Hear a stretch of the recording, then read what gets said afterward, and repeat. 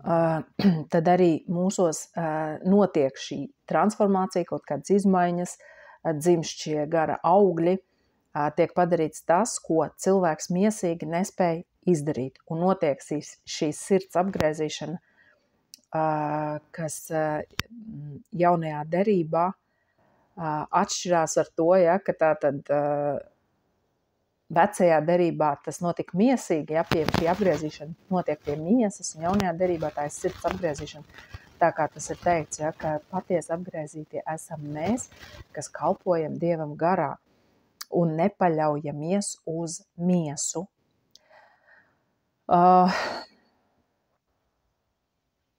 Jā, aleluja, slava Dieva, jā, slava Dievam. Paldies Dievam par svēto garu un par šo iespēju būt ar viņu sadraudzībā.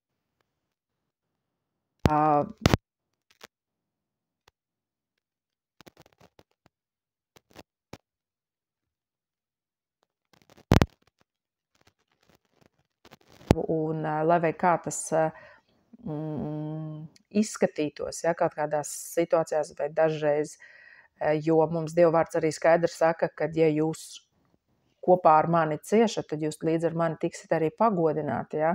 Tātad tas var izskatīties dažādi, bet tas vienmēr ir ļoti interesanti, tas vienmēr ir ļoti dziļi un ar šo te piepildījumu, ja? Kas dod tā kā šo jēgas sajūtu, ja? Cilvēkam šo dziļo gandarījumu un apmierinājumu. Un tātad tas būtu kaut kas, pēc kā, es domāju, varētu tiekties pilnīgi absolūti katrs cilvēks to grib, ja? Un taču mēģina to panākt dažādos veidos. Un tātad, taču to panākt mēs varam, ja? Saņemt, piedzīvot tikai Jēzu Kristu, jo viņš ir ceļš, viņš ir patiesība un viņš ir dzīvība, ja? Jā, halleluja. Un svētajos rakstos mums arī tiek uzdot šāds retorisks jautājums, ja? It kā, kāda tad ir jēga būt apgraizītam, ja? Patiesam jūdam, ja? Tātad tādam nevis kurš pēc miesas tāds ir, ja? Pēc ciltsrakstiem, tāds, kurš ievēro visas tradīcijas vai pat ir miesīgi apgraizīts, bet tāds, kurš savā sirdī ir tāds, kāda tad ir, kāds labums no tā, ja? Un tālāk svētie raksti mums arī atbilda šī gadījumā, ja? Lai gan jautājums, es domāju, katram tā kā ir skaidrs, ja? Ka jebkurā gadījumā, ja tu esi Dievam patīkams, ja tu esi sadraudzībā ar Dievu, tad tā jēga ir milzīga, ja? Tā jau pat par sevi ir milzīga svētība, bet redzi, te ir tas moments, ja? Ka mums ir dots šis laiks šeit uz zemes, lai atklātu šos noslēpumus Dievā, lai mēs iedzinātos tajā, kas mums ir dots un kāds ir pats Dievs un kas esam mēs viņā. Un tieši šis process pats par sevi ir ļoti interesants, ja? Un tāpēc arī mēs no dienas uz dienu arvien vairāk uzzinām un saprotam, ja, šo Dievu nodomu un to, kas mēs esam Kristu un kas mēs vēl būsim. Ja. Un jā, tā tad ir teikts, ka tādam, kurš ir paties jūts, ja, tātad savā sirdī apgraizīts, tiek uzticēti Dieva vārdi. Un es domāju, ka katram, kurš savā sirdī ir apgraizīts, ja, tātad šis apsolījums ir kaut kas ļoti, ļoti vērtīgs un kaut kas, kādēļ ir vērts tiekties, ja, pēc šī stāvokļa. Un svētie raksti mums arī paskaidroja, ja, ka kā tad notiek šī sirds apgraizīšana. Tieši tāpatās, kā arī viss pārējais, par ko runā svētie raksti, kad ir teikts, piemēram, vājais, lai saka, ka viņš ir stiprs, nabagais, lai saka, ka viņš ir bagāts. Un grēcinieks, piesaucot Jēzu Kristu, tiek nosaukts par svēto. Ja, tas, kurš piesauc Jēzu, ja, jo ar vienu upuri mēs esam darīti svēti, pilnīgi, Un tūlīt ebrejiem 10. nodaļā 14. pantā, šis bija 10. pants, 14. pantā ir teikts, ka tie, kuri ir darīti pilnīgi,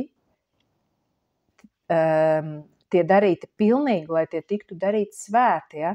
Tātad ir jālūdz Dievam viņa gaismu, ja? Viņa gudrību un izpratni, lai mēs to varētu saprast. Ja? Un tātad, kā jau es teicu, ja? Tātad šī patiesības atziņa notiek tieši tādā veidā, ja? Par to arī Bībelē ir kādā rakstvietā teikts, kam jau ir, tam tiks dots. Tātad tas ir kaut kas, ko mēs varam atcerēties, ja? Visos procesos, kas mums notiek debesu valstībā. Un tātad mēs tiekam darīti svēti atzīstot patiesību, tobeši to faktu, kā ar vienu upuri uz mūžīgiem laikiem mēs jau esam darīti svēti Kristū. Es uzsveru Kristū un nekā savādāk. Ja? Tātad atzīstot šo patiesību, Dieva gars plūst un mēs arī reāli tiekam darīti svēti. Ja? Tātad mūsu sirds attīrās no visiem meliem, no visas tumsas, no naida, no aizvainojuma, no mantkārības, no visa ļaunuma, un tā piepildās ar prieku un mieru svētajā garā, ja? Atzīstot Dievu taisnību. Dieva taisnība ir tajā, ka viņš mums mūsu grēkus piedod un tos vairs nepiemin. Tāda ir viņa griba, ja? Jo viņš tik ļoti ir mīlējis pasauli. Un, protams, ka viņa griba ir, lai viņa bērni nestaigā tumsā un dzīvo svētītu dzīvi, kas ir pildīta ar viņa gaismu, dzīvi, kas pagodina Dievu. Ja? Un tātad, atzīstot patiesību, ja, mēs arī saņemam to visu, par ko tiek runāts, ja tajā skaitā šo sirds apgrēzīšanu, šos apsolījumus, par kuriem tiek runāts, un tajā skaitā sirds apgrēzīšanu. Kur mēs to varam ļoti uzskatām redzēt. Protams, ir vairākas rakstvietas, ja, svētajos rakstos, bet ļoti uzskatām mēs to varam redzēt apustuļu darbos. 15.9, ja nemaldos, vai 9.15, man liekas 15.9, kur tiek atspoguļota saruna, ja, par to, ka tagad, saprotiet, tajā laikā cilvēki tagad nāk pie Kristus, tātad evaņģēlijs ir tikko, var teikt, ja, svaigi izcepts, ja, šis vēstījums, svētais gars ir nācis par apustuļiem, viņi ir izsūtīti, un tātad, protams, ka tur notiek šīs debats, kā pareizi sludināt, ja, Dievu vārdu, kā pareizi pasludināt evaņģēliju, tā skaitā neticīgajiem, ja, un nemaz jau nerunājot par to, ka arī pašiem ticīgajiem, ja, tātad jūdiem, ja, tur bija kā Jēzum vislielākās problēmas, tā apustuļiem, tā arī mums šodien mēs varam saskarties, ka reliģiozi cilvēki ir tie, kas visvairāk pretojās Dieva evaņģēliem, Kristus evaņģēliem, ja. Tādēļ, ka ir šīs kaut kādas šie prāta mūri, šie aizspriedumi, kā tam ir jāizskatās, ir šīs tradīcijas, ir cilvēku tradīcijas, ir Dieva vārds bez patiesības atziņas, ja, kas tiek likts pamatā un tā tālāk un tā tālāk. Un arī šī gadījumā, ja, tātad apustuļi diskutē par to, kā tad mums tagad sludināt, ko tad mēs tagad tiem pagāniem, ja, kā viņi vienkārši nāk pie Kristus, viņiem nav vai tad kaut kādi aizliegumi vai ierobežojumi, ja. Un tad kāds no apustuļiem saka, kad, ko jūs tagad gribiet viņiem uzkrāmēt to jūgu, kuru nevarēja nest ne mūsu senči, ne mūsu senču senči, ne arī mēs paši. Ja? Tātad, un viņi vienojās, ja, par šiem dažiem punktiem, ar kuriem būtu pietiekami, ja, lai pagāni varētu nākt pie Dieva. Un kā argumentu, ja, tātad, viņi saka, ja, šo faktu, ka redziet, Dievs viņu, tātad pagānu sirdis, ir šķīstījis ticībā, tāpat kā mūsējās dodams viņiem svēto garu. Tātad šeit mēs redzam šo sirds apgriezīšanas procesu. Ja? Viņš ir skaidri un gaiši uzrakstīts melns uz balta, un Dieva garā mēs to lasam un saprotam un satveram, ka Dievs ir izlējis savu mīlestību mūsu sirdīs caur ticību. Ja? Tātad mums ir dots svētais gars, dzirdot ticības vārdu. Ja? Dieva mīlestība tiek izlieta mūsu sirdīs, un tieši caur šo procesu arī ir notikuši šī sirds apgriezīšana, kad mēs vairs neesam kā autonoma vienība, kur cilvēks rēķinās tikai ar sevi, paļaujās uz sevi, konsultējās ar sevi, ja? Kur viņam ir kaut kādi savi pasaules uzskati un pasaules redzējums. Ierastie veidi, kā viņš risina jautājumus un tā tālāk. Ja? Viņš paļaujās uz sevi. Un te pēkšņi, dzirdot ticības vārdu un ticot Jēzus Kristus evaņģēlijam, viņš atzīst patiesību un piedzīvo šo vienotību ar Dievu. Un tā tad vairs nav miesīgs cilvēks, kurš dzīvo neatkarīgi no Dieva un ir pazudis šajā pasaulē bez Dieva. Aleluja!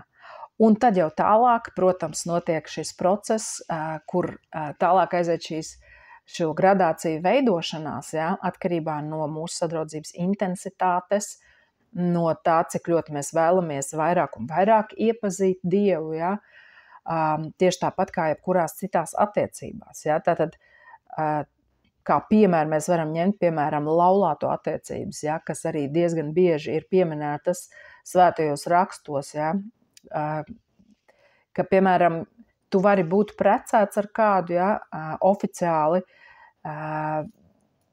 un tu tāds patiešām esi, ja, nu tā kā neviens neko nevar pateikt, ja, ka tas tā nav, bet vai tu patiešām šajās attiecībās iepazīst otru cilvēku un esi atvērts, lai otrs iepazītu tevi, piedzīvojot šo unikālo savienību, sadraudzību, pēc kuras patiesībā katrs ilgojās, lai viņš tiktu iepazīts un atzīts tāds, kāds viņš ir.